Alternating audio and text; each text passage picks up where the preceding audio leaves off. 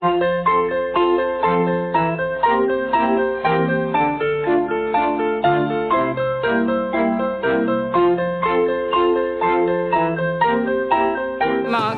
we've just had a message that they've changed their artwork. Sick of 'em! Discovery Channel came to us and they had a show that they were launching, London Ink. It's a new UK series, and it's about tattoos, and it's about tattoos becoming mainstream. We found this guy, Louis Malloy, who became quite well known because of his tattoo on David Beckham's back. He's handpicked 3 of the best tattoo artists in the business. Together, they're going to create the most talked about tattoo studio in Britain, London Ink. Yeah, we had to create a campaign that had standout. Just something that's eye-catching enough to catch people's attention and actually compete against the big boys. The big channels like the terrestrials, etc., they have a lot of bigger budgets than ours. We couldn't do what you would normally do.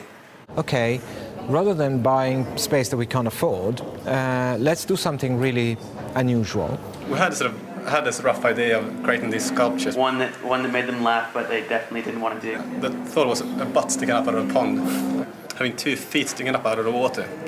You know, a man going into a manhole. Obviously, they threw a lot of things back at us that we can't do. That, of course, I mean, caused some uproar internally. The manhole one wasn't beautiful enough, you know, and the feet were ugly, even though they were going to be pretty feet. One that they absolutely fell in love with from the off. This kind of giant, incredibly massive figure of a very nice-looking girl with a big tattoo leaning over Somerset's house, which is like, wow. They're probably a little prone to not allow huge objects to be placed on top of Somerset House. First of all, location. Absolutely impossible. We'd found out how expensive hair was to do. Don't do hair. And probably very quickly became there's absolutely no way. That one was obviously the one that caught our imagination the most, and it was very disappointing when they, oh yes, okay, well, they sold us this idea, but now we can't afford to do it. If you think about it, the swimmer is more or less the girl at Somerset House, but on an affordable location. When it actually came down to look for location, it's a real chicken and egg thing, because we couldn't design any of the sculptures without having a location, and we couldn't get a location without having the sculptures. The swimmer in the grass, you can look at it and register why he's there. These things like a photo booth that is completely natural in the environment of Victoria Station, but then the large woman interacting with it is sort of the bit that makes it surreal. Spectacular. And okay, we have these big sculptures with tattoos on. What's the nature of this tattoo? What does it say? It was great being able to have access to Louis Malloy to do them. You come up with ideas for that, then I will turn them into tattoo designs. Brilliant. Because they've got to look like a tattoo. We created tattoos that had a London feel to them, and then we took the classic koi carp, then everyone knows that, and we put it on a bed of chips. There's a lot of debate over the vinegar bottle, looking like a baby's bottle, I think. We had debate about how many chips there should have been. I mean, it's amazing how much detail you can get into when you're really excited about something, and at the same time you're really nervous about it. You're fighting the time, so you're trying to lock people down to what they want. And most of the time people don't know what they want until they see something that they don't want. I mean, it can go anywhere you want, though. It's just really just something to talk about, really. Kate's going to put all the finishing touches to them, paint them, etc., make them look as realistic as possible.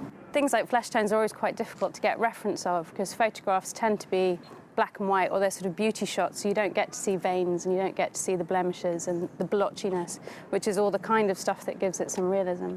So in the end of the day, it's kind of, if you can look at the real thing, that's really ideal. The classic mistake that people make when they reproduce on a model, it's always too harsh. When you look, it's strong and sharp, but muted.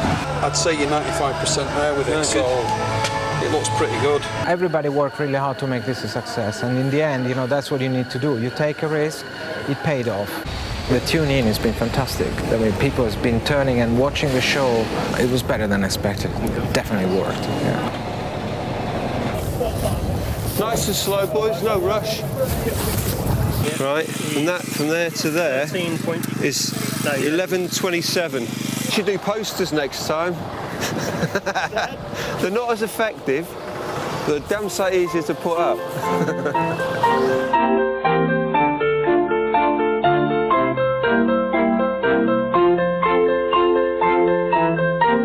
I saw the picture of this in Toronto, Canada. I haven't seen anybody like taking a camera phone photo of a press ad and sending it to their mates, but you know, I saw 50 people do it that morning.